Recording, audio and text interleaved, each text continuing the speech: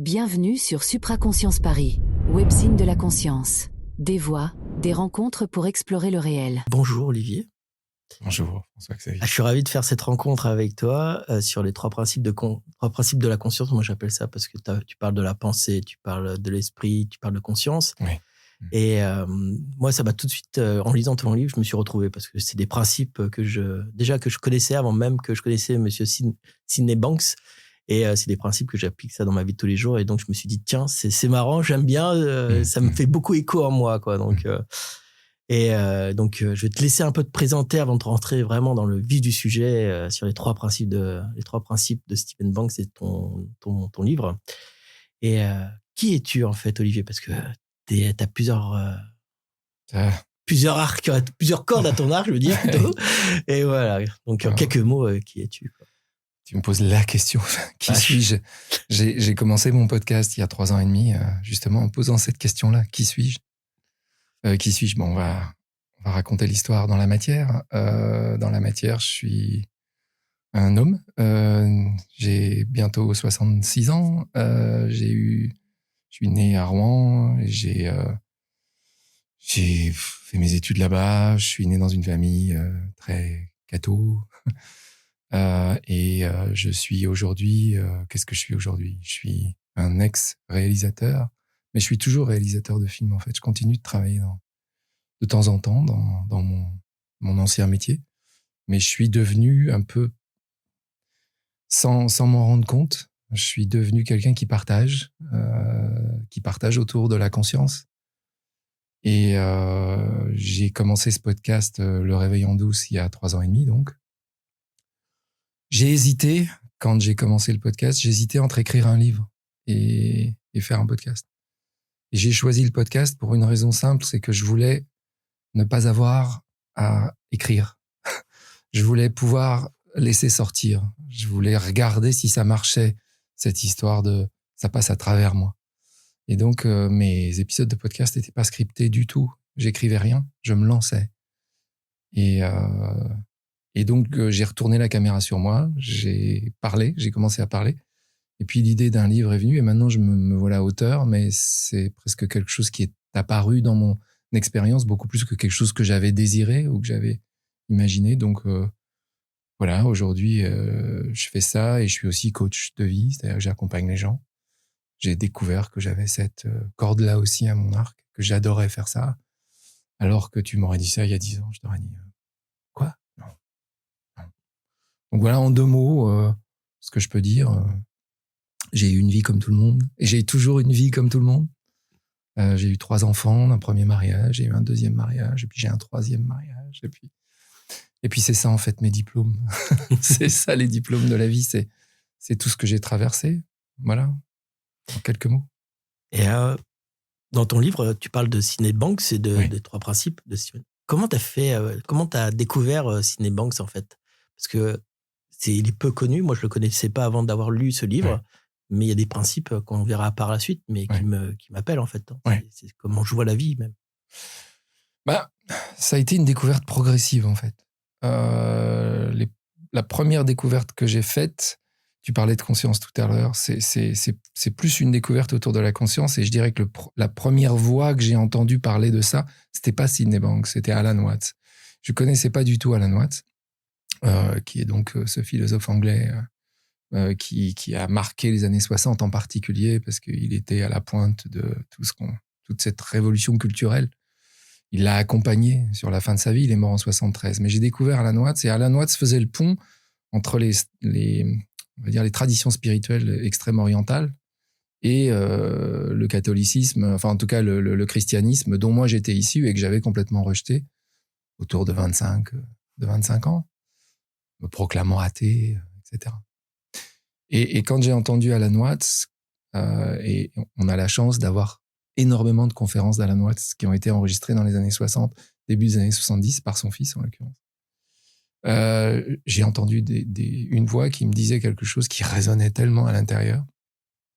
Et ça m'a ouvert à d'autres manières d'envisager mon existence. Parce que la question que je me posais, et je le dis dans le livre, la question que je me suis toujours posée, c'est pourquoi je suis moi?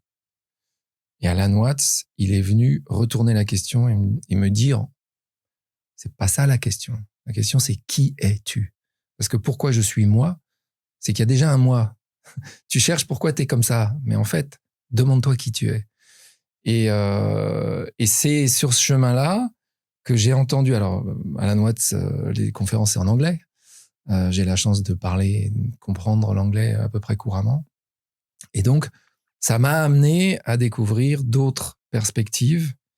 Et c'est là, sur ce chemin-là, que j'ai entendu parler des 3 principes. Et de ce soudeur écossais. Alors, je te raconte pas comment j'étais... oh là là, oui, bien sûr, un soudeur écossais qui travaillait dans une usine de papier mâché, puis qui d'un seul coup a la révélation. Et qui... Au début, j'ai eu beaucoup de mal avec ça, parce que l'histoire me paraissait complètement folle, quoi. Et puis après, je me suis dit, ah mais c'est vrai, Jésus, il était fils de charpentier, au fait. Et j'ai commencé à regarder, et j'ai écouté surtout les gens qui l'avaient suivi, et notamment des psychologues qui l'avaient suivi, et comment ces psychologues avaient été marqués par son enseignement, on va dire, et l'avaient intégré dans leur pratique, notamment des gens qui sont pas du tout connus en France, comme Deacon Bettinger ou George Pransky, dont je parle pas mal dans le livre. Et donc, ça m'a donné envie de creuser. Et là, j'ai découvert qu'est-ce qu'il y avait en dessous de cette appellation, les 3 principes. C'est pas les 4 accords Toltec, c'est complètement différent. C'est la description de l'expérience qu'on fait à travers 3 choses, donc l'esprit, la conscience, la pensée. Voilà. Et quand j'ai commencé à comprendre ça, et à le voir surtout, plus à le voir qu'à le comprendre presque, j'ai plus cessé de le voir, et je ne cesse plus de le voir. C'est devenu l'air que je respire, les 3 principes. Voilà. Et c'est la question qui me vient tout de suite après. Qu'est-ce qui t'a changé dans ta vie quand tu as commencé à appliquer ces 3 principes au final?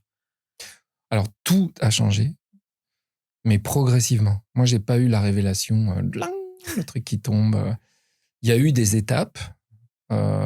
Première étape, c'est 2 voyages psychédéliques que j'ai fait en 2018.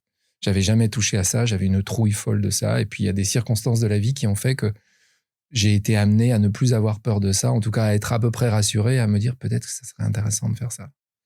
Et ça m'a amené à un niveau de conscience où j'avais jamais eu accès à ça. Et ça a été un premier élément déclencheur. Mais ça n'a pas changé ma vie du jour au lendemain. Ça m'a juste donné envie de continuer. Et donc, j'ai lu, j'ai participé à des webinaires, j'ai écouté des conférences, j'ai écouté encore une fois Alan Watts, j'ai écouté Sydney Banks. J'ai découvert qu'il y avait des vidéos de Sydney Banks. Il est mort en 2009, donc il y a pas mal de choses qui sont là et qu'on peut voir, qu'on peut écouter. J'ai creusé. Et puis, il y a eu des moments, et j'en parle dans le livre, qui ont été clés sur ce chemin-là. Je dirais, il y a des moments où j'ai sauté des marches, quoi. Mais globalement, c'est un escalier, c'est même un chemin. On parle d'une montagne qui n'a pas de sommet et que je continue de grimper, quoi. C'est ça le truc. Qu'est-ce que ça a changé? Tout, absolument tout. 1, j'ai plus peur de mon expérience. Et Sydney Banks, il a une phrase là-dessus. Il dit si seulement l'humanité pouvait ne plus avoir peur de son expérience, ça changerait le monde. Et ça a changé mon monde intérieur de plus avoir peur. J'ai plus peur parce que j'ai envie de dire, je sais qui je suis. Alors ça peut faire bizarre, mais n'empêche que c'est vrai. Et j'en fais l'expérience de ça, ne plus avoir peur. Le fait de plus avoir peur, c'est une révolution intérieure, littéralement. Et ça s'applique dans tous les domaines de la vie. Dans le travail, dans les relations intimes, dans la famille. Ça change absolument tout. Le rapport au monde, le rapport aux actualités, le rapport à « mon Dieu, quelle est la catastrophe qui nous attend ?» Ça change absolument tout par rapport à ça. Et ça me donne accès, pas toujours, parce que je suis un être humain, comme toi, comme n'importe qui. Ça me donne accès à une paix intérieure. Disons que le temps que je mets à accéder à ma paix intérieure, qui parfois avant c'était 2 semaines, je peux dire qu'il se réduit à, allez, dans le pire des cas, 1 ou 2 heures, et dans le meilleur des cas, 1 seconde. Donc ça, c'est la transformation. Et ça a changé mon état d'être, et j'ai senti que ce changement d'état d'être avait un impact sur les autres. C'est-à-dire, j'ai vu que les autres me regardaient plus de la même manière, et c'est assez intéressant ça, de voir que quand tu changes toi, le monde autour de toi change. Et j'en ai tiré la leçon que c'est la seule chose à faire en fait. Se changer soi-même, Ça change le monde. C'est super. C'est comme ça permet de ne pas imposer à l'autre. Exactement. C'est de comprendre que c'est ça, en fait. Le boulot que tu as à faire, c'est ça. T'es responsable dans une relation, t'es responsable à 100% des 50% qui t'incombent. C'est ça. Et pas ta part, je peux pas la faire. Ah non, ça, je suis d'accord. Et ma sagesse, je peux pas te la donner parce que t'as la tienne. Et c'est le grand enseignement aussi de Sydney Banks, c'est la sagesse, elle est à l'intérieur de chacune d'entre nous. Et l'idée, c'est d'aller la chercher plutôt que d'aller la chercher à l'extérieur. Vraiment, c'est de la trouver ici.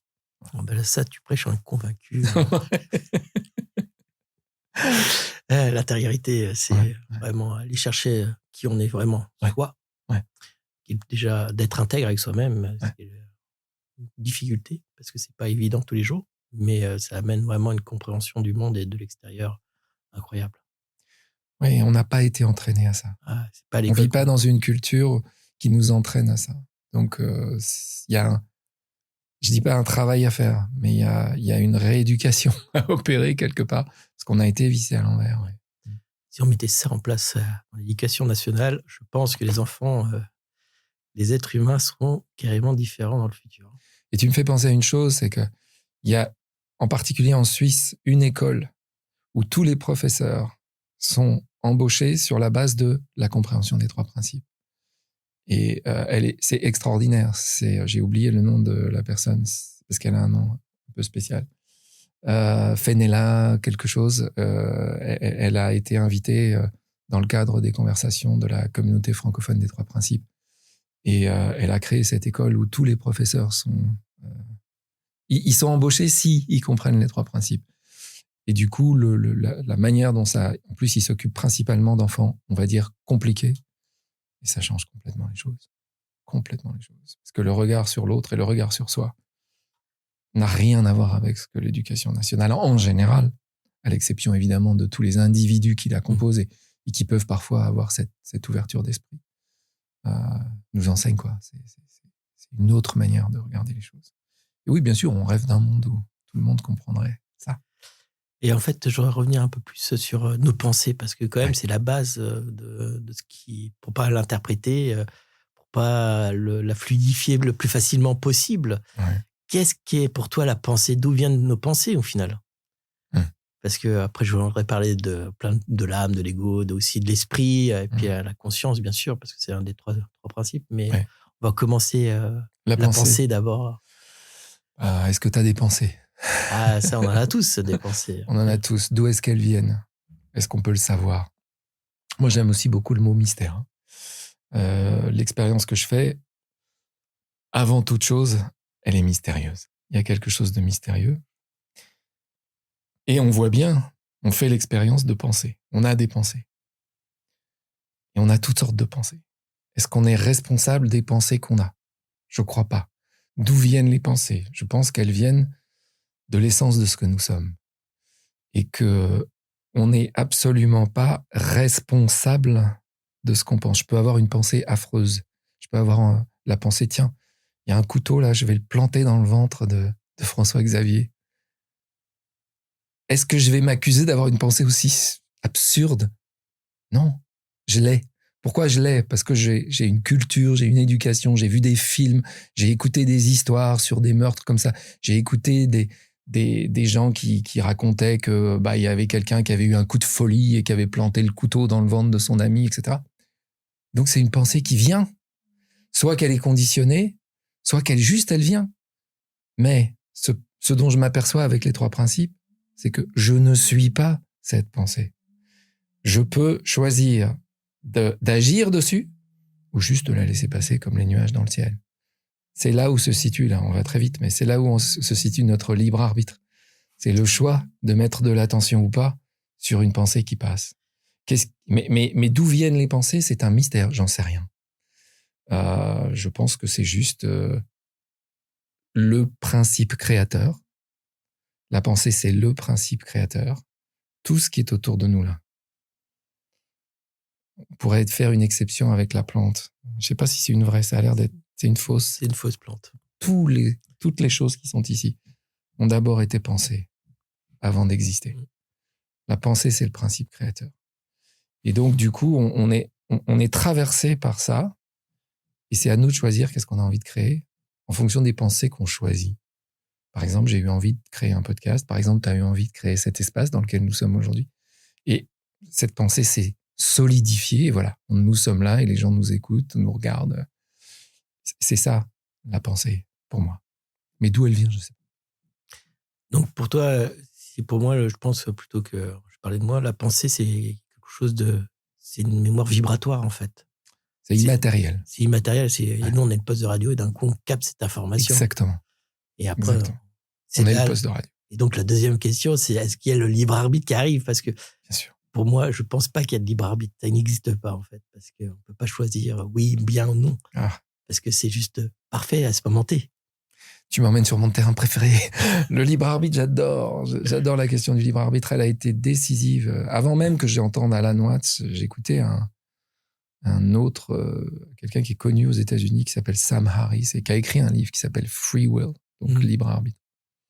D'ailleurs, c'est intéressant de voir que libre arbitre en français, c'est différent. En anglais, c'est free will, volonté libre. J'ai jamais fait attention. Volonté libre, c'est différent de libre arbitre. Et donc, c'est intéressant que là aussi, le langage, c'est une de mes passions. Qu'est-ce que le langage nous permet de créer ou pas? Mais le libre arbitre, je suis complètement d'accord avec toi. On n'en a pas. On n'en a pas du tout. Et même quand je prétends que je peux choisir les pensées sur lesquelles je vais mettre mon attention, est-ce que c'est vrai? J'en sais rien. Tout ce que je peux dire, c'est que j'ai l'impression de pouvoir le faire et de pouvoir le faire à l'avantage de mon expérience, je vais dire. Parce que si je choisis de mettre l'attention et de passer à l'action quand, par exemple, je prends un couteau et je te le mets dans le ventre, ça va avoir des conséquences dans la matière sur ma vie. Alors peut-être que j'ai envie d'aller en prison, peut-être que j'ai envie qu'on me fasse un procès, peut-être que j'ai envie de vivre cette aventure incroyable. Qu'est-ce que ça fait de tuer quelqu'un? C'est possible, mais c'est pas tellement l'envie que j'ai. Je sens que j'ai pas ce désir-là, donc je vais pas agir. Par contre, le désir d'écrire un livre, le désir de partager avec les autres, le désir de répandre l'amour, j'ai ce désir-là, moi. Est-ce que j'ai le choix de faire ça? J'en sais rien, mais j'ai l'impression que je peux choisir ça. Mais sinon, aucun choix dans la vie, aucun. Le présent est parfait tel qu'il est. J'ai pas choisi d'être dans ce corps, t'as pas choisi d'être dans ce corps, j'ai pas choisi d'avoir la couleur de ces yeux-là, j'ai pas choisi d'être né dans cette famille, j'ai pas choisi. Même mes goûts, je les ai pas choisis.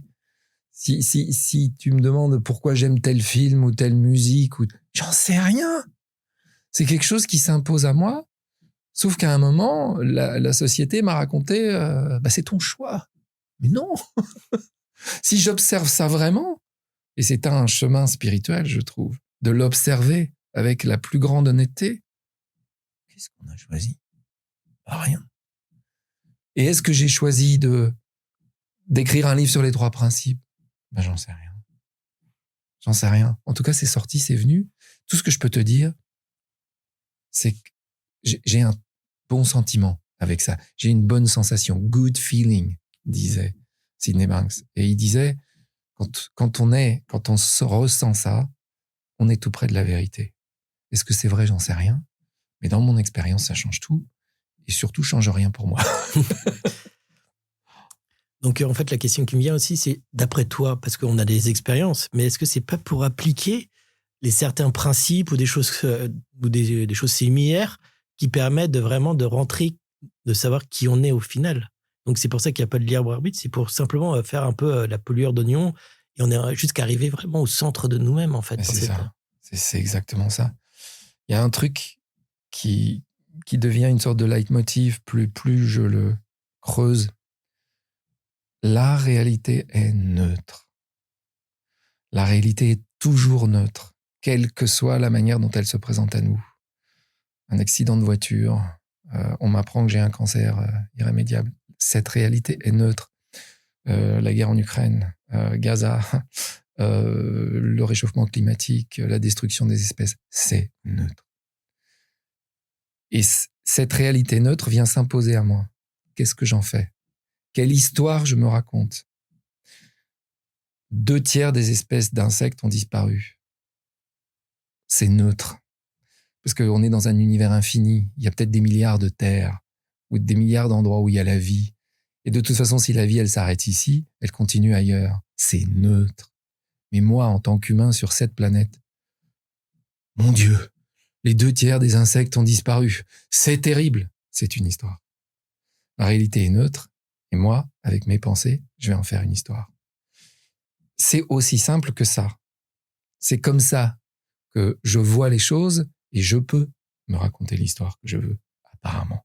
À partir du moment où je vois ça, je peux me dire, ok, est-ce que c'est si terrible que ça? Pourquoi dire terrible?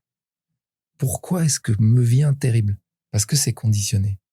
Parce qu'on m'a toujours dit que c'était terrible. Et que d'une certaine manière, je répète la même chose. C'est terrible. Mais en réalité, il semble que j'ai cette possibilité, en anglais on dit agency, que j'ai cette capacité à choisir que c'est peut-être pas si terrible que ça. Et que ce qui est surtout incroyable, c'est l'expérience qui a lieu ici, tout de suite, là. Qu'est-ce que j'en fais de cette expérience? Est-ce que chaque chose qui m'arrive, pour revenir à ta question, pourrait être la meilleure chose qui puisse m'arriver? Pour enlever les pelures d'oignon et pour m'aider à découvrir qui je suis et à connaître mieux encore qui je suis en essence. Et c'est comme ça que je vois le réel aujourd'hui. Je le vois comme quelque chose qui vient me confronter pour me... C'est comme des lettres d'amour qui viennent me dire « Essaye d'en savoir plus sur toi. Regarde dans telle situation comment tu peux réagir. » Et c'est génial à partir du moment où tu regardes les choses comme ça. Parce que, 1, il n'y a plus de peur, encore une fois. Et 2, il y a le désir, la découverte, la curiosité, la jubilation, les surprises. Et moi, je suis là pour les surprises. Il y en a plein. Et il y en a tout le temps. Tout le temps. Et en fait, je viens de rebondir sur ce que tu dis sur les scénarios qu'on écrit. Ouais. Par rapport à... Et là, je trouve que le mot, la peur, ouais. c'est le meilleur scénariste dans notre tête pour ouais. écrire des romans. On peut écrire 10 000 romans. Hein. On n'a pas besoin de ni ChatGPT, ni rien du tout, au final. Hein. Et on se construit une phénoménologie énorme sur juste rien du tout, au final. Rien. Et rien de réel.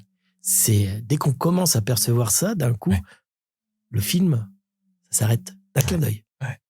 Donc, j'ai travaillé sur la peur à un moment donné, avant de connaître, et j'ai compris plein de choses sur tout ça. Ouais. Et si t'as peur t'es au lit au chaud et t'as une pensée de peur, oui, j'ai oublié de fermer ma porte, bah lève-toi, ferme ta porte, vérifie, à place de te créer, de te faire des nœuds au cerveau, quoi. C'est ça. Et donc, et t'en parles dans ton livre sur la peur, hein, parce que c'est l'un des principes, une clé pour sortir de tout ça, au final.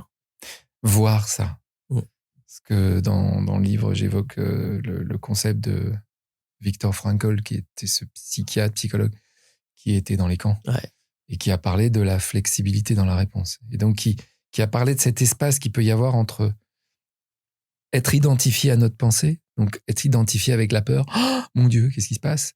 Et la possibilité d'observer qu'on est en train de faire ça, qu'on est en train de se faire peur.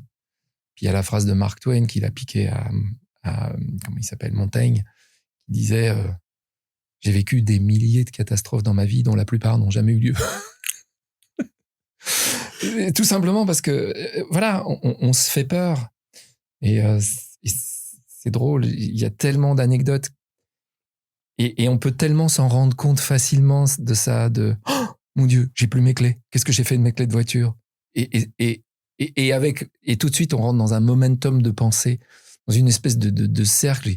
J'ai pas mes clés de voiture, je vais pas pouvoir prendre ma voiture, j'ai rendez-vous, ce rendez-vous est fondamental, il est essentiel, je vais le rater. Si je rate ce rendez-vous, ma vie, qu'est-ce qui va se passer? Parce que je m'attendais à ce que ce rendez-vous crée des possibilités pour mon avenir, et là, j'ai plus de possibilités pour mon avenir parce que j'ai plus les clés.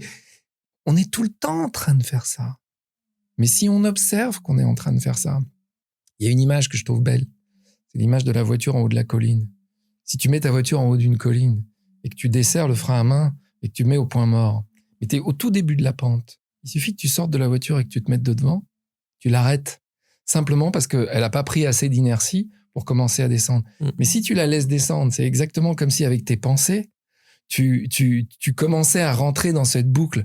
Et bah, tu vas voir, ta bagnole, tu pourras plus l'arrêter. Et donc, ce que les 3 principes m'ont amené, c'est d'arrêter la voiture très, très vite. Je me vois en train de penser, mon Dieu, je suis dans le rouge. Mon Dieu, il va falloir que j'aille voir mon banquier parce que je suis dans le rouge. Et qu'est-ce qui va se passer? Je vais être interdit Banque de France. Voilà. Hop, non. Qu'est-ce que je suis en train de faire? Je suis en train de penser. Je suis en train d'avoir peur. J'ai absolument pas besoin d'avoir peur. Je vais juste prendre mon téléphone. Je suis à découvert ce mois-ci. C'est tout. C'est tout. Et c'est aussi simple que ça. Et je pense que tu le dis très, très, très justement. C'est exactement ça. Travailler sur la peur, voir qu'on se fait peur et que notre pensée peut nous embarquer là-dedans, c'est une extraordinaire antidote. Et ça permet de changer l'expérience. Et même pour aller plus loin, en fait, comme nos pensées ne nous appartiennent pas, on peut faire, j'aime bien, il y a quelqu'un que je suis souvent, que j'aime beaucoup, c'est une femme qui s'appelle Sandra Vimont, et elle amène le rapport de force face à ses pensées qui sont négatives ou des choses comme ça. Donc, de faire un rapport de force, de se mettre un peu en colère contre ses pensées, de dire oh, ça suffit maintenant. Hein. Et d'un coup, on se met en colère, pas contre l'extérieur, ça sert à rien. C'est plutôt avec nous-mêmes, avec notre intériorité, avec ces pensées qui arrivent, parasites, et dire stop. Après, donc, ça permet de changer de paradigme parce que d'un coup, on se met aussi en vibration intérieurement. Exactement. Puis on prend le téléphone, tu dis, puis allô, voilà, je suis découvert aujourd'hui, qu'est-ce qu'on peut faire? Comment on peut solutionner la solution? Ouais. Mais comment on peut simplement être face au réel sans avoir peur du réel? Et ça modifie complètement la vibration, comme tu dis. C'est marrant parce que j'ai une anecdote autour de ça, parce que je suis allé voir ma banquière récemment. Et la conversation que j'ai eue avec elle avait rien eu à voir avec mon compte bancaire. On s'est mis à parler parce que j'avais pas peur. Avant, quand j'allais voir le banquier, j'avais la trouille. Et là, pas du tout. Je l'ai écoutée. Et en fait, elle avait des choses à partager sur sa vie. Et c'était magnifique. C'était incroyable. Et on a vu l'heure passer. À la fin, elle m'a dit, on n'a pas parlé de votre compte. C'était complètement fou. Mais on avait instauré une relation. Et c'est ça que nous fait le fait de nous connaître, de nous connaître le plus en profondeur, de nous rendre compte que nous n'avons pas à nous attacher à nos pensées, que oui, pourquoi pas, on peut se mettre en colère contre elle et se dire, c'est bon là, je sais que cette pensée, on veut pas de celle-là. Je vais en choisir une autre. C'est ça. Et on peut le faire. Et on a le choix. Et on a le choix à cet endroit-là. Tu vois, le libre arbitre. Ouais. C'est le seul endroit, à mon avis, où on le trouve. Pour moi, c'est le seul endroit où il y a une petite chance qu'il y en ait. Mais j'irai pas jusqu'à prétendre mordicus que, mais oui, c'est pas grave, c'est mon expérience. C'est la chose qui compte pour moi. Est-ce que ça marche pour moi? Ce que je dis, le livre, il aurait dû s'appeler Tout est une histoire. Mais on a voulu mettre les 3 principes dans le titre avec mon éditrice. Mais en fait, c'est voir que tout est une histoire et que je peux choisir l'histoire qui marche pour moi, plutôt que toutes ces histoires qui marchent pas. Du genre, j'ai perdu mes clés de voiture, je vais perdre mon boulot. Parce que ça, c'est vraiment une histoire qui marche pas. Et il n'y a aucune raison que ce soit vrai en plus. Donc, voilà. Et en fait, ça nous amène quand même dans une histoire dans la vibration de comment on vibre avec nous-mêmes, en fait. Ouais. Et d'un coup, on change de vibration, de paradigme, en fait. On peut rentrer pleinement dans le réel. Ouais. Ça change la vibration. Et on peut en faire l'expérience. Et ce que Sydney Banks pointe, c'est que le corps est notre boussole. Et que ce qu'on ressent dans le corps est la boussole. Que quand tu as une pensée et que dans le corps, ça fait... Ça veut peut-être tout simplement dire que tu es en train de penser un truc qui n'est pas aligné avec l'essence de ce que tu es. Et que donc, quand tu as une pensée qui te fait du bien, que tu sens, là, il y a alignement. Et donc, du coup, tu peux faire confiance à ça. C'est par là que la guidance, si on peut dire, passe. Et souvent, quand je travaille avec mes clients, je dis, le travail que je fais, il est psychocorporel. On va écouter, on va s'écouter soi, on va écouter les sensations et on va faire le tri entre celles qui nous contractent, qui créent de la tension. Tu parlais de vibration, mais c'est la même chose pour moi. Et celles qui... On a un très beau mot en français. Que les Anglais, ils ont 2 mots. Ils ont allowing et ils ont tuning pour dire accorder. Et nous, on a un seul mot, mais il est très beau. C'est accorder notre fréquence extérieure, la fréquence de notre être humain, avec la fréquence de notre intimité, de notre être intime, de notre être divin, si on peut dire. Et cet accord-là, quand il est là, c'est comme un diapason. Ça nous aligne sur une fréquence où là, il n'y a que de la paix, que de la joie, que de la jubilation, quelles que soient les circonstances. C'est un accord. Et je trouve que quand on arrive dans ce corps-là, et avec cette densité d'intégration en nous, on sent que c'est beaucoup plus dense, le corps. Ouais. Et cellulairement, c'est pas que le corps. Je pense que c'est tout, là, les cellules, les organes, les molécules c'est ça, le corps. intérieures. C'est tout. Et ça vibre ça vibre. On sent la vibration. C'est dans ça hérisse les poils. Pour moi, c'est vraiment, il y a une dynamique. On sent qu'on est bien en accord avec la pensée, notre alignement. Et c'est même cet amour. Hein, c'est pas quelque chose de. Cet amour, pour moi, est très dense, en fait. Et dès qu'on a cet alignement. Exactement. Moi, j'ai eu la chance de faire l'expérience Vipassana. Je sais pas si toi, tu l'as fait. Donc, 10 jours en silence et en méditation. Et je le raconte dans le livre, je l'ai raconté dans mon podcast, ça a été une épreuve. Jusqu'au moment où, l'avant-dernier jour, la veille de la sortie, j'ai fait cette expérience-là, de la densité et de la vibration, ce que Goenka, donc, qui a créé les centres Vipassana, appelle le free flow, le flux libre, où tu sens tout ton corps vibrer et où tu sens que tout ton corps est une surface sensible. Et ça, c'est vraiment... ça, c'est un des moments où j'ai sauté des marches. Je disais ça tout à l'heure, tu vois, et où, en sortant de cette expérience, je me suis dit, waouh, il y a quelque chose. Et j'avais pas pris de substance cette fois. C'était juste de m'être concentré sur mon expérience pendant 10 jours. Mais au début, c'était l'enfer.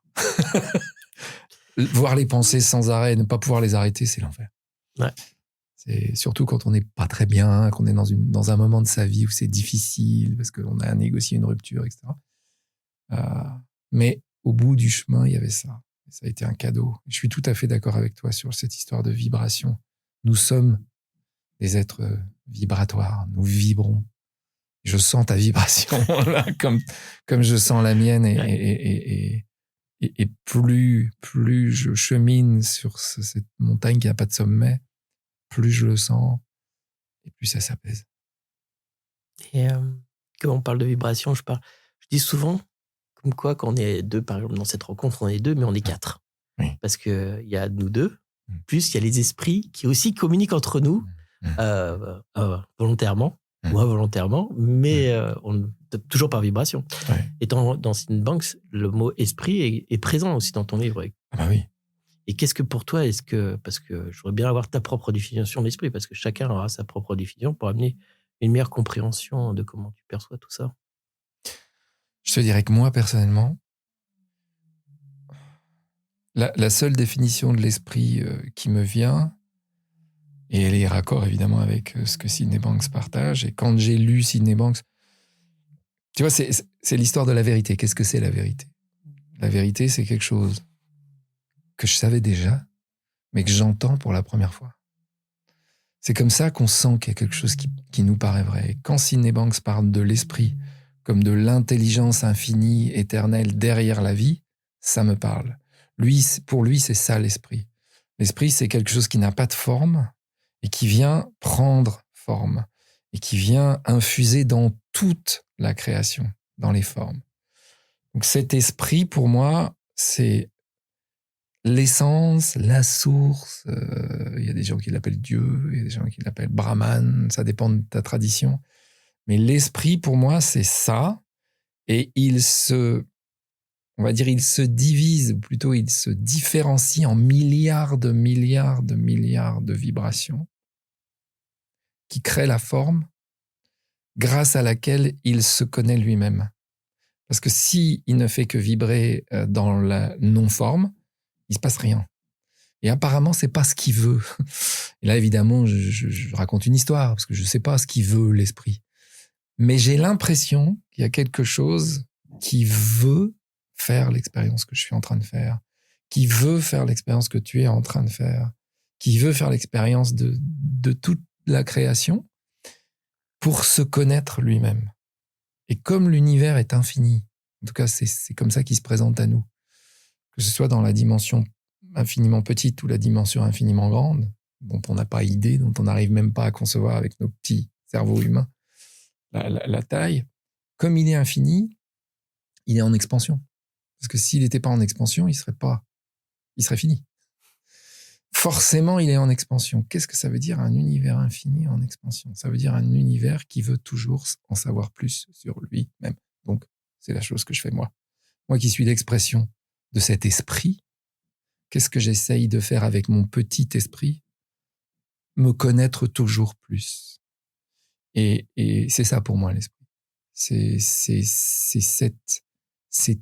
tout, c'est le tout, c'est l'unité qui, à travers les milliards et milliards et milliards d'expériences qui se font, les planètes, les galaxies, les systèmes solaires, les supernovas et les brunets, apprend chaque instant à se connaître plus, veut en savoir plus sur lui-même. C'est ça pour moi. Et c'est la définition que donne Sydney Banks. C'est l'énergie derrière la forme, en fait. C'est l'énergie derrière la forme. Et les deux autres principes, c'est la conscience, qui fait qu'il y a une expérience, et les pensées, qui sont l'encre de la conscience, on va dire. Comment la conscience s'écrit? Elle s'écrit par les pensées. C'est ça les trois principes. Mais une fois qu'on a dit ça, ce qui compte, c'est, il le disait lui-même, il disait maintenant vis ta vie. Ça, je suis tout à fait d'accord. Parce que c'est une description. C'est juste une description de l'expérience. C'est comme la gravité. Tu sais que la gravité, ça marche, tu lâches ton stylo, il tombe par terre. Et bien là, c'est pareil. Mais si je sais que ça tombe par terre quand je le lâche, ça va complètement changer mon rapport à l'espace. Alors que si je crois que peut-être ça va tenir en l'air, je vais avoir une autre manière d'interagir avec la matière. Ben là, c'est pareil avec les principes de l'esprit. C'est exactement la même chose. C'est comprendre comment on fonctionne. C'est quoi les rouages de cette machine, et du coup, les utiliser à notre, on va dire, avantage, mais même ça, c'est pas juste. Les utiliser pour que notre expérience soit la plus extraordinaire. Parce que c'est pour ça qu'on est là. Donc, pour toi, l'esprit amène les expériences dans notre vie qui met en place pour que nous-mêmes, à l'intérieur de nous, vivions mieux et apprennent à mieux vivre. Et sortir de ces émotionnalités qu'on a et de prendre conscience de ce qu'on vit. Tout est esprit. Tout est l'esprit qui s'incarne ou qui prend forme. Donc, tout est l'occasion de se connaître plus. C'est tout. C'est tout ce qu'il y a. Tout est, et l'esprit dans la forme prend la forme d'une histoire. Et ce qui est extraordinaire, c'est de voir qu'à un moment, on peut choisir l'histoire. C'est pas plus compliqué que ça. Et après, nous avons le choix, tu as le choix, j'ai le choix de me raconter l'histoire que je veux. Et l'histoire, par exemple, des esprits, ou l'histoire, tu vois, l'histoire du transgénérationnel. Je vais prendre l'histoire de les constellations familiales, l'histoire de l'IFS que j'utilise dans ma pratique de coach, Internal Family System Therapy. Nous avons différentes parts à l'intérieur de nous, il faut aller les rencontrer. Tout ça, ce sont des histoires, mais il y en a qui marchent extraordinairement bien pour nous, et d'autres qui sont complètement pourries. Celles-là, on peut les laisser de côté, elles ne nous servent pas. Essayons de focaliser notre esprit sur les histoires qui marchent, et l'expérience devient absolument extraordinaire depuis ce point-là. Mais ce que je veux dire, c'est que ta manière de voir, par exemple, l'esprit, elle est parfaite pour toi. Et ma manière de voir l'esprit, je te dirais, aujourd'hui, elle est parfaite pour moi. Mais peut-être qu'en discutant ensemble, tu vas me donner un éclairage sur ta façon de voir l'esprit, ou les esprits, ou les vibrations, ou le fait qu'on soit 4 et pas 2. Je vais me dire, c'est bien ça. C'est encore plus proche de ce que je ressens, de ce que je vis. Chacun est unique et chacun a sa propre expérience de vie. C'est ça qui amène. Et c'est pour ça que j'amène souvent la dernière question qu'il va avoir, qu'est-ce qu'est la conscience et comment tu la vis pour toi à la fin? Parce que j'ai pu remarquer que chaque personne va avoir sa définition. Chaque personne va avoir sa compréhension. Mais au final, on revient toujours à la même point. toujours la même chose, hein, c'est toujours la source, quelque chose. Mais c'est ça qui est beau dans le monde, c'est que chacun est unique et grâce à leur expérience de vie vont amener vraiment leur unicité et et chaque personne peut apprendre l'autre, etc. en écoutant, parce que je trouve qu'on perd souvent l'écoute de la personne en face et on est toujours à vouloir imposer notre idée plutôt que d'écouter l'autre et dire et donc voilà. Mais bon, après il y a une histoire d'ego qui veut venir et parce que l'esprit, il y a l'ego aussi en nous, tous nos personnages, toute notre personnalité, tous les personnages qu'on se met en place dans chaque situation. Et dans tout ça, où tu le places, parce que l'ego. Ouais. Il y a un dessin dans le livre, page 204 pour les gens qui l'ont. On peut le voir. Il y a un dessin dans le livre et c'est une croix. C'est 2 axes. Un axe horizontal, un axe vertical. Et il y a un petit rond à l'intersection de l'axe vertical et de l'axe horizontal. Et il y a marqué, comme sur les cartes, tu sais, quand t'es dans le métro, tu es ici. Je sais pas si on peut le voir, mais je sais pas si on peut le voir ici. Je ferai un grand zoom après, mais au montage, mais voilà. Donc, il y a l'ego est dans la dimension horizontale. Dans la dimension horizontale, il y a le petit livre. Il s'appelle même Olivier. Le petit livre, il est dans la dimension humaine, la dimension horizontale. Et ça, c'est Sydney Banks dans le texte. Hein. Il y a 2 types d'êtres qui sont juxtaposés à l'intérieur de notre expérience. L'être humain et ce qu'il appelle, lui, l'être divin. L'être divin, il est dans la dimension verticale. Il n'y a pas de début, il n'y a pas de fin.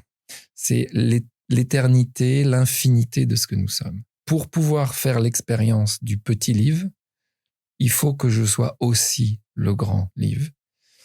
Et ce qui se passe dans la matière, c'est que le petit livre, pendant une grande partie de sa vie, il n'a pas vu ça. Il a cru qu'il n'y avait qu'une seule dimension, la dimension horizontale, qui commence à un point, qui s'arrête à un autre point, je ne sais pas quand, hein, c'est le jour où je disparais, où je meurs. Aujourd'hui, je dirais, je transitionne. Mais ça, c'est la dimension humaine. Et dans la dimension humaine, quand je dérive sur l'horizontale, loin de l'intersection, c'est-à-dire que quand je suis pas au contact de ma dimension divine, eh ben, je suis perdu. Et là, je suis perdu dans mon ego. Et je me dis, je suis tout seul et je dois maîtriser la vie et c'est sur moi que repose la possibilité d'avoir une bonne vie ou une mauvaise vie. Si je prends des bonnes décisions, car je peux prendre des mauvaises décisions. Et là, on est perdu. Et on se rend pas compte qu'on n'a aucun libre arbitre là-dessus. Hein. Mais ce que les 3 principes m'ont apporté, c'est de m'aimanter vers le centre et de me ramener vers le centre et de toujours me souvenir. Et c'est la première phase de ce que j'appelle mon règlement intérieur. Et parfois, elle choque les gens, ils se disent, il est cinglé ce mec-là. Je suis Dieu qui adore faire l'expérience d'être moi. Les 2 dimensions sont incluses. Moi, c'est ça. Dieu, c'est ça. Et Dieu adore à travers moi. Et je le vois tout de suite là, tu vois, et j'entends une voix. Qui entend une voix? Ben, c'est Dieu à l'intérieur de moi. C'est l'histoire que je me raconte. Il y a une voix que j'entends parler là. J'ai l'habitude de penser que c'est la mienne. C'est moi qui parle. Comment je fais ça? Je sais pas. Les mots là, c'est du français. Oui. Comment ça se fait? Ça pourrait être de l'anglais. Could be English. Ah, j'ai entendu une voix qui parlait anglais. Ces 2 dimensions-là sont inextricablement présentes dans notre expérience à chaque instant, mais on l'oublie. Et on croit qu'on n'est que dans la dimension humaine. Et c'est là où l'ego se situe. C'est là où je place l'ego. Et l'ego, on en a besoin parce c'est comme un GPS. Ça me permet de savoir que je suis libre. Ça me permet de te donner rendez-vous. On avait rendez-vous ce matin à 10h. Ah bah, c'est bien, on sait à peu près où on se situe dans l'espace et dans le temps. On va pouvoir se rencontrer. Donc c'est pratique pour ça. Mais c'est tout ce que c'est l'ego. C'est un domestique. Quand on en fait le maître, alors là, les problèmes commencent. Parce que le maître, il est là, il est dans la dimension verticale. Il y a cette phrase que j'adore, et je l'adore en anglais. Peut-être que je l'aime aussi en français, mais elle me rappelle trop ma culture catholique, la religion d'où je suis sorti. C'est « Thy will be done », que ta volonté soit faite. Et que ta volonté soit faite, c'est me dire à moi-même, je peux faire confiance à la vie à chaque instant. Je peux lâcher prise et ne pas essayer absolument d'essayer de résoudre mes problèmes. Ils vont se résoudre tout seuls à partir du moment où je vais refaire la paix ici. et où je vais pas laisser mon esprit, mon intellect essayer de résoudre des problèmes qu'il n'arrivera pas à résoudre. Il arrive à résoudre des trucs dans la vie. Je peux faire mes comptes, je peux faire des choses comme ça avec lui. Et si j'ai un problème existentiel, c'est tellement mieux que je laisse l'ego à côté et que je me remette sur cette croix là, au centre de la croix, que je sente à l'intérieur de moi l'essence de ce que je suis, que je lui dise que ta volonté soit faite. Que ta volonté soit faite. Faire la planche sur l'océan de la vie et se laisser porter parce qu'on est porté. D'après toi, parce que moi, l'ego, on peut aussi le voir, parce que c'est une bonne chose pour mettre de la volonté dans les actions, créer, faire, mais pas juste do it, comme la phrase en anglais, où il n'y a aucune conscience dedans, moi je trouve, c'est de mettre de la conscience dans ce qu'on fait. C'est le plus grand games, le plus grand jeu. Ouais. Et, mais pour revenir à l'ego, parce que tu as l'esprit qui est là, qui va mettre des actions, qui va mettre plein de choses en place pour nous révéler qui on est.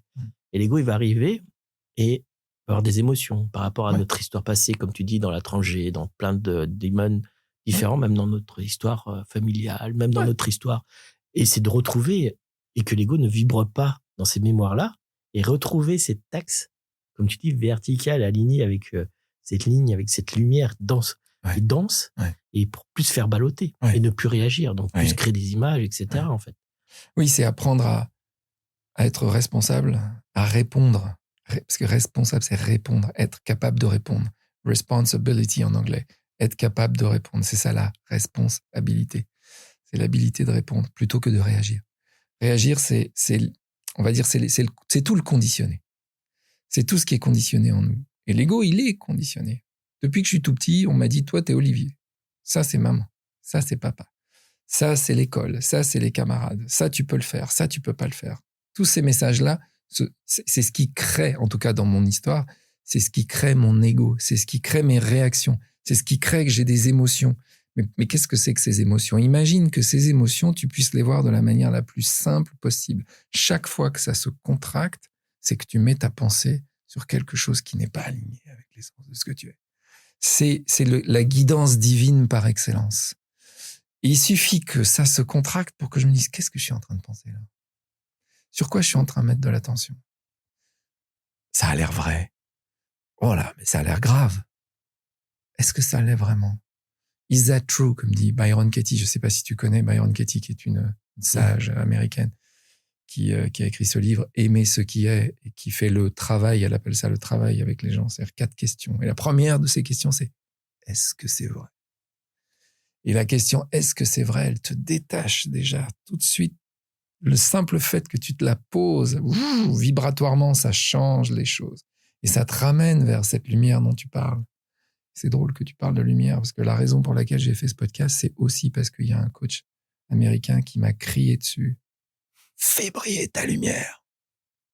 Et que j'avais jamais vu ça comme ça. Et que ça voulait dire 2 choses. 1, que j'avais une lumière, que j'avais la lumière, et 2, que je pouvais la faire briller. Et la faire briller, c'est juste enlever toutes les couches de bazar. La lumière, elle est là. Et le truc, c'est d'enlever les couches de pensée, résistance, conditionnement, de manière à ce qu'elle puisse sortir. Et quand la lumière sort, elle rentre aussi. Parce que tu parlais de l'écoute. J'écoutais pas les gens, moi. Maintenant, je les écoute, je crois, j'espère. Je sais pas ce que dirait ma femme. J'essaye d'y faire du mieux que je peux, et pas toujours, c'est jamais parfait. Mais c'est ça pour moi, la plus belle leçon que j'ai apprise des 3 principes. C'est l'ego, c'est quand je suis perdu dans mes pensées et que j'oublie qui je suis. Et qui va avoir qui va permettre d'avoir une parole vibratoire, moi j'appelle ça. Et tu as dit quelque chose qui est très important pour moi. C'est la singularité absolue de chacune d'entre nous. Tous les gens, et parfois ça crée des résistances, on est tous des diamants bruts. Des diamants bruts invulnérables, inaltérables. La seule chose, c'est que la couche, j'appelle ça l'écorce, je parle de l'écorce et du noyau dans mon livre, L'écorce, toutes nos écorces sont singulières et différentes. Et c'est la beauté du truc. Il n'y a pas deux François Xavier comme toi. Il n'y en a qu'un. Il y a un seul livre. Et chaque personne qui nous écoute, elle peut se rappeler que elle est une expérience absolument unique et sublime de l'esprit qui prend forme. Et le simple fait d'arriver à se relier à ça, essayer d'enlever tout ce désamour de soi qu'on a parfois quand on se dit je suis nul, je suis pas, ah oui mais Liv il est plus intelligent que moi. T'imagines le nombre de fois où moi j'ai pensé ah mais lui elle, il est bien plus fort que moi, et puis il gagne plus d'argent, et puis qu'est-ce que je me raconte? Je suis le véritable amour de ma vie. Je suis l'homme le plus charmant que je connaisse. Je suis Dieu qui fait l'expérience d'être moi. Je suis Dieu qui adore faire l'expérience d'être moi. Imagine que tout le monde trouve accès à ça. Pas comme une espèce de méthode Coué, parce que ça marche pas. Hein. Méthode Coué, ça marche pas. Hein. Il faut que la dimension spirituelle soit là. La dimension spirituelle, c'est se relier à l'essence de ce que nous sommes. Et nous le sommes tous et toutes. Je suis d'accord. Tu prêches encore une fois, je suis tout à fait d'accord. Et la lumière fut. Ouais. Et en fait, il faut juste allumer. Il suffit de mettre le potard au maximum pour faire briller notre lumière. Après, on a des histoires à travailler, à comprendre dans notre intériorité. Pourquoi, qu'est-ce qui se passe, comment on peut sortir vraiment cette lumière en nous. C'est chacun qui doit faire son travail, mais ce n'est pas impossible. Moi, je dis souvent. Ah non. C'est sortir de cette peur. Reviens. D'aller dans cet inconnu qui peut peut-être faire peur, qui n'a peut-être pas de lumière, mais au contraire, il y a de la lumière au fond, derrière cette lumière. Il y a de la lumière au fond, toujours. Toujours. Et quand tu commences à voir la lumière qui est au fond de toi, et quand tu commences à ne voir plus que ça, tu peux plus ne pas la voir chez les autres. Et moi qui étais un timide maladif, le fait de maintenant voir la lumière chez les autres m'a complètement débarrassé de la timidité. Dans toutes les circonstances. Je peux encore avoir la petite part de moi qui vient dire « Et tu te souviens, t'avais peur de parler aux gens ?» Je lui dis « C'est bon, t'inquiète pas, on y va, ça va marcher. Regarde la lumière qui est dans l'autre, même si c'est quelqu'un qui vient pour m'agresser ou pour m'insulter ou pour me dire « T'es rien qu'un connard, tu racontes des conneries, tu démoralises les gens ou t'es un bisounours. » Et ça... Chacun a sa propre histoire intérieure de lui à régler aussi, pas régler, mais à transformer et à transcender. Et parce que, comme il y a une notion d'âme aussi, parce qu'on entend dans le côté aussi, il y a l'âme aussi qui rentre en jeu dans tout ce processus, je pense, à venir qui on est et révéler cette lumière aux autres. Je pense qu'il y a aussi quelque chose à travailler entre l'âme, l'esprit et l'ego. Il y a vraiment une association qui se crée, en fait. Crée-la. Crée-la et raconte-moi. C'est vraiment ça que je trouve magnifique. C'est comment on peut avoir chacun une expérience et utiliser des mots. Parce que qu'est-ce que c'est des mots? Les mots, c'est des contrats. C'est des contrats entre nous. Qu'est-ce que tu mets dans le mot âme? Qu'est-ce que je mets dans le mot âme? Si je te dis ce que je mets dans le mot âme, pour moi, âme, ça peut être... Alors ça va être l'esprit, ça va être l'essence de ce que nous sommes, ça va être ça, mon âme, au fond de moi, mon âme, c'est je suis le tout qui vient s'exprimer ici. Donc il y a une grande âme, et puis il y a une petite âme. Et ces deux-là sont ensemble dans mon expérience. Il y a la petite âme de Liv et il y a la grande âme du grand Liv. Ça pourrait être ça dans mon expérience. Mais moi j'ai envie que tu m'en dises plus sur ce que tu vois. Et parce que ça va m'enrichir. Et puis parce que peut-être on va arriver à ajuster qu'est-ce qu'on veut dire par le mot âme. Et le fait de s'enrichir. Ah, toi, qu'est-ce que tu vois? Ça m'intéresse tellement de savoir qu'est-ce que tu vois. Et que moi, je vais dire, ah, c'est super, tu vois ça comme ça. Moi, je vois plutôt ça comme ça. Est-ce qu'on parle de la même chose? Ah, peut-être pas. Alors, et on va s'enrichir. Parce que, encore une fois, chaque expérience humaine est unique. Et moi, j'ai envie, dans le temps que j'ai ici, sous réserve qui est le temps, mais c'est l'expérience que je fais, on dirait qu'il y a un temps. On dirait qu'il y a un temps, on dirait qu'il y a un espace. En profiter pour m'enrichir. En savoir plus sur qui je suis. Et toi, avec ta manière de voir les choses, tu vas venir confronter ma manière de voir les choses et on va se dire peut-être qu'on va apprendre des trucs. C'est ça. C'est comme ça qu'on change d'avis aussi parfois, tu vois. C'est que mais dis donc, c'est pas con ça. Et qu'est-ce qui se passe à ce moment-là ? C'est ce qu'on a à l'intérieur qui reconnaît la vérité. Et ça, moi, je trouve ça absolument magique. Donc l'âme, donne-moi ta définition, partage ta définition. Il y a des gens qui vont être peut-être plus proches en vibration de ta définition que de la mienne. Magnifique. Ça, chacun a sa propre... C'est ça que j'aime beaucoup quand on est plusieurs dans une pièce ou même entre deux, c'est qu'on mélange nos connaissances et au fur et à mesure, ça fait vibrer, ça fait monter cette vibration en nous qui va permettre d'avoir aujourd'hui, à cet instant T, une vérité. C'est pas la vérité, c'est une vérité. Bien sûr. Et parmi tant d'autres. Et après, quelqu'un qui rentre dans le groupe, qui va faire aussi amener son esprit, sa connaissance, sa compréhension, va amener une autre énergie. Et, ça devient une symphonie. Ça fait, c'est ça. Ouais. Il y a un maître d'orchestre qui est bien plus grand que nous et qui va amener dans cette dimension. Chacun amène sa note et quand les notes vibrent ensemble, ça fait une symphonie c'est ça. Magnifique à écouter. Et donc, pour moi, l'âme, c'est tout ce qui est... tout ce qu'il y a comme mémoire, en fait. Il détient notre mémoire, aussi bien transgénérationnelle, aussi bien mémorielle de ce qu'on a vécu en tant qu'enfant, en tant que tout, en fait. Tu veux dire consciente et inconsciente. Voilà. Et au final, au fur et à mesure de notre expérience, il y a l'ego qui fait vibrer toute cette âme et l'ego va partir en vibration par rapport à nos expériences négatives. Et donc, il va confronter à ça jusqu'au jour où on dit « Ok, mais ça m'appartient plus, ça, en fait. Ouais. » Et donc, on lâche et puis...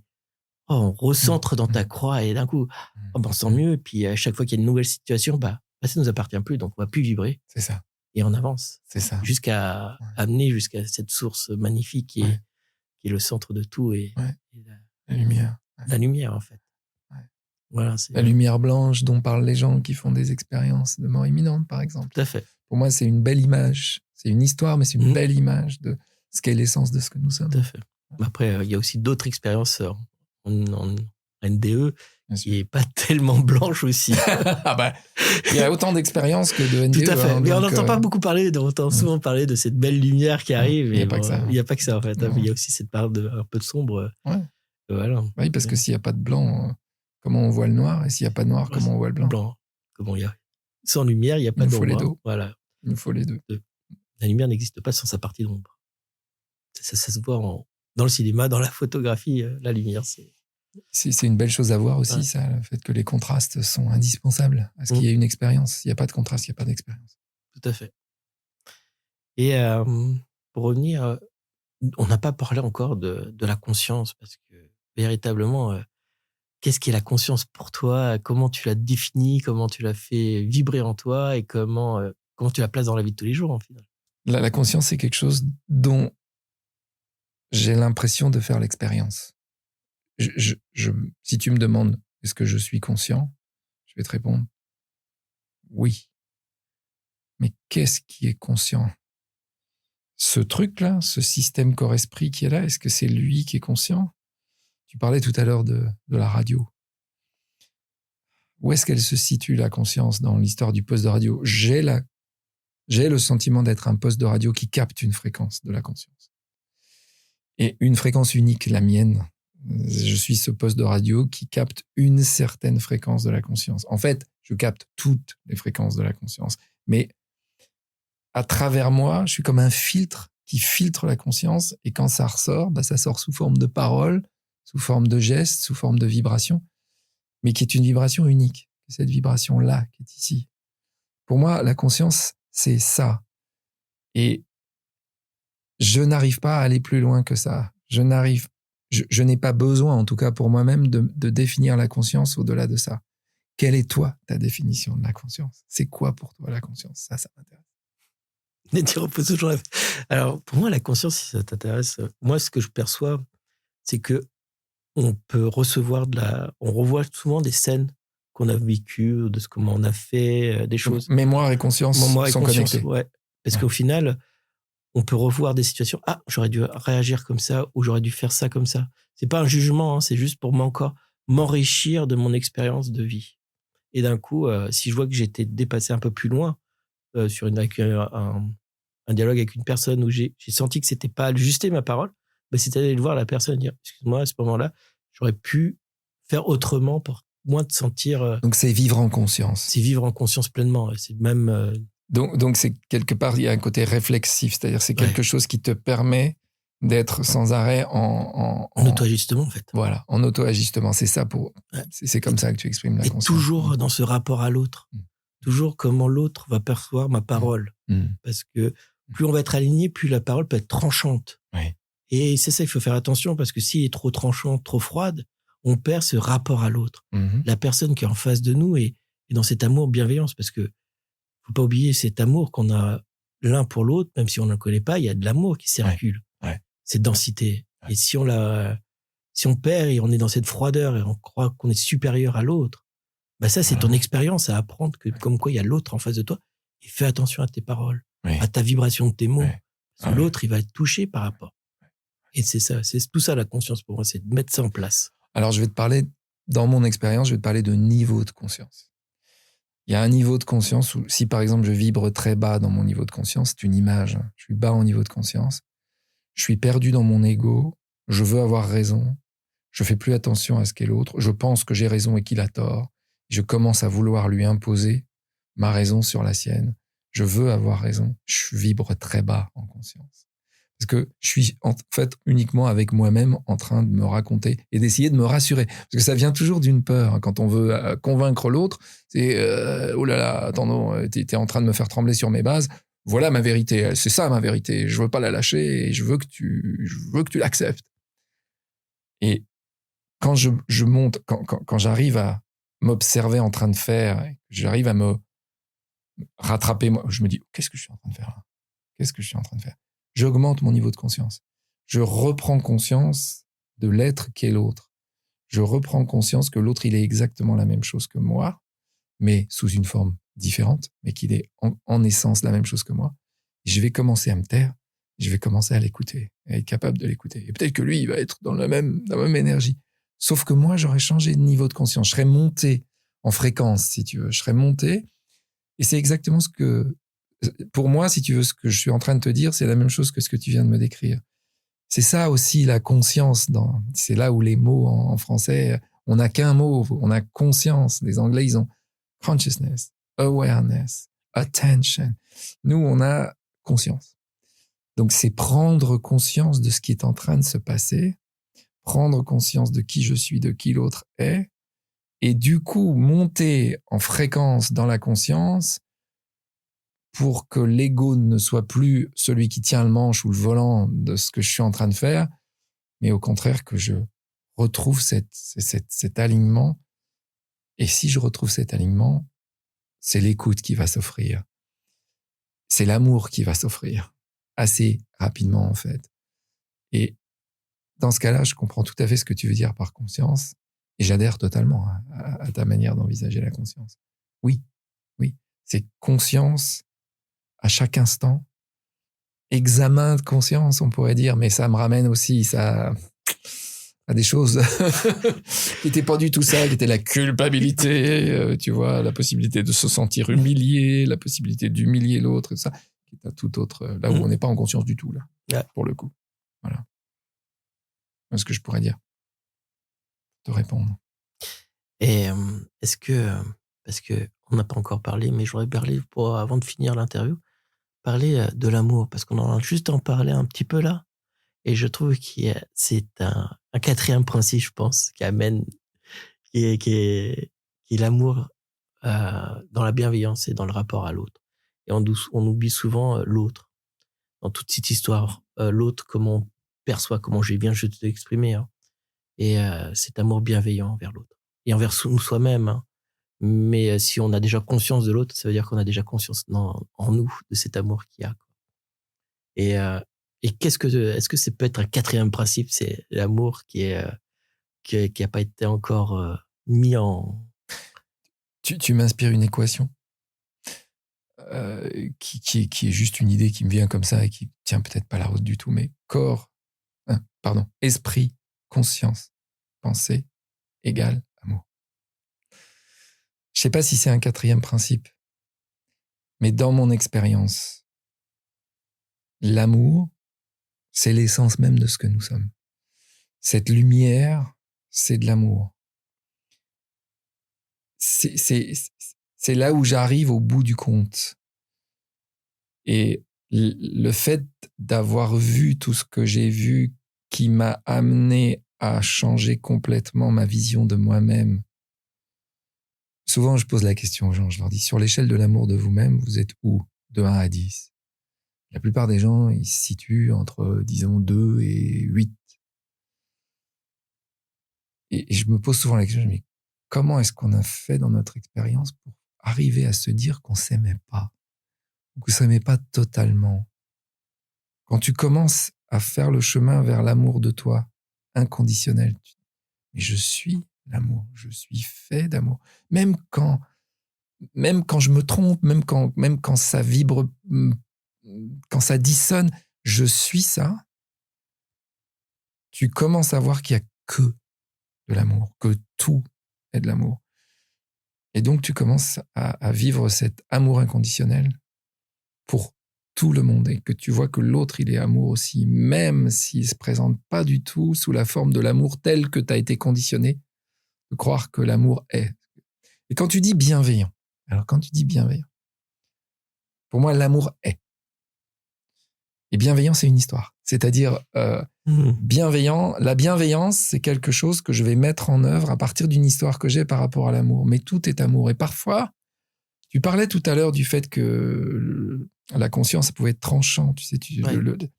Mais parfois, c'est de l'amour, le tranchant. Ce qui compte, pour moi, ce que je vois, et peut-être j'évoluerai, c'est que si ça s'aime ici, si ça fait tout le temps l'examen de conscience de est-ce que je suis aligné, je peux partager ce que je ressens à l'autre, ce sera toujours de l'amour, même si dans mon conditionnement, je vais lui dire quelque chose qui va lui faire du mal. Parce que il est pas câblé comme ça, et si je lui dis les choses franchement, ça risque de lui faire du mal. Mais si je lui dis d'un endroit d'amour et d'alignement ici, si je sens que c'est ici, que c'est vrai pour moi, c'est de l'amour que je lui donne. J'ai eu dans ma vie des gens qui, j'aurais pu dire, ils m'ont fait souffrir, mais c'est pas vrai. La vérité, c'est qu'ils m'ont apporté leur vérité avec un tranchant assez abrupt. J'ai pensé qu'ils me faisaient du mal, et le plus souvent et toujours même, ça a été une extraordinaire occasion pour moi de refaire le lien avec l'amour de moi. Ça a été souvent le plus beau cadeau qu'on m'ait fait. Au début, ça secoue, tu dis, mais pourquoi t'es méchant? Mais si ça vient de leur vérité à eux, si c'est de l'essence de même que ça vient, ou pas d'ailleurs, peu importe d'où ça vient. Ce qui compte, c'est qu'est-ce que j'en fais. Parce que ça dépend de l'histoire que je me raconte. Donc, la bienveillance, pour en revenir à la bienveillance et finir là-dessus, moi, je me la pose comme un principe. Mais j'ai pas besoin de mettre en œuvre la bienveillance, elle est naturelle à partir du moment où ça sème ici. T'as pas besoin de t'inquiéter de ta bienveillance si tu t'aimes.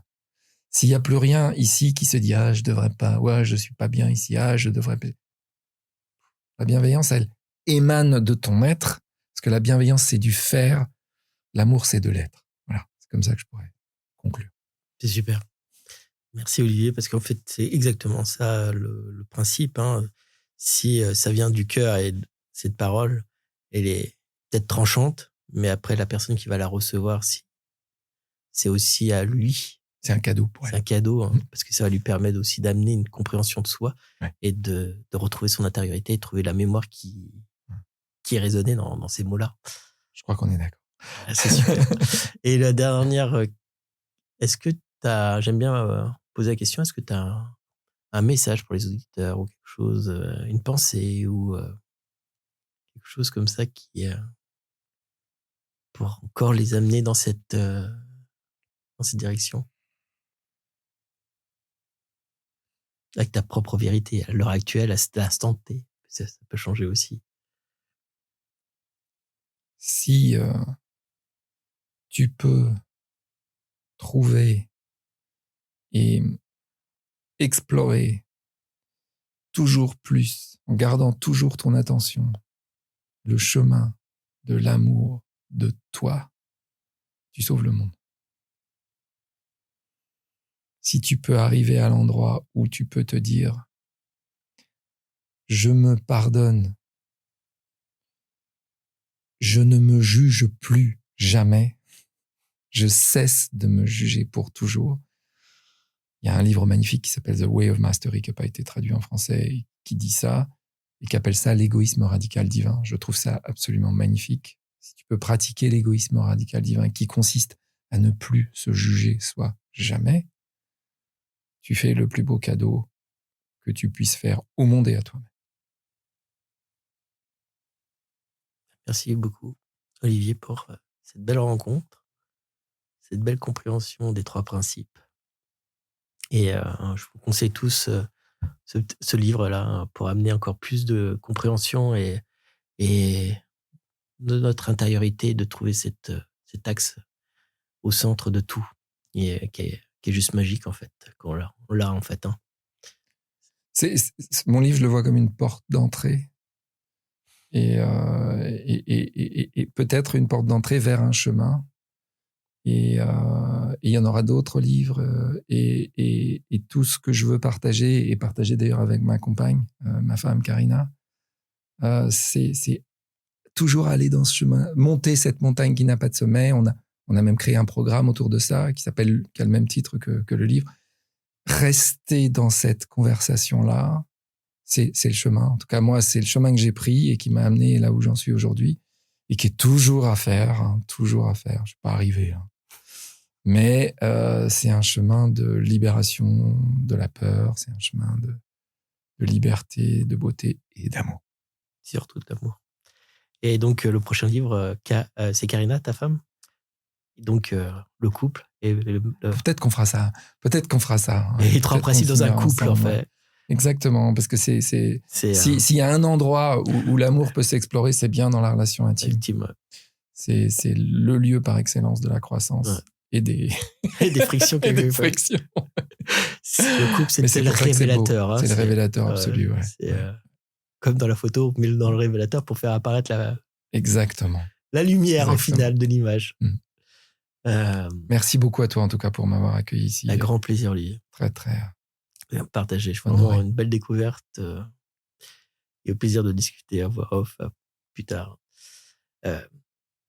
Il y a d'autres invités qui arrivent. Partagez la vidéo, cliquez, commentez la vidéo. Olivier répondra aussi aux commentaires, ceux qui veulent avoir des informations. Toutes les informations sur leur site, sur les stages qu'ils proposent, l'accompagnement, ça sera dans la description de la vidéo YouTube. Donc, n'hésitez pas à aller acheter son livre. Et puis, n'hésitez pas aussi à aller voir son site pour prendre rendez-vous avec lui aussi sur 3 principes et même aller au-delà de toute compréhension.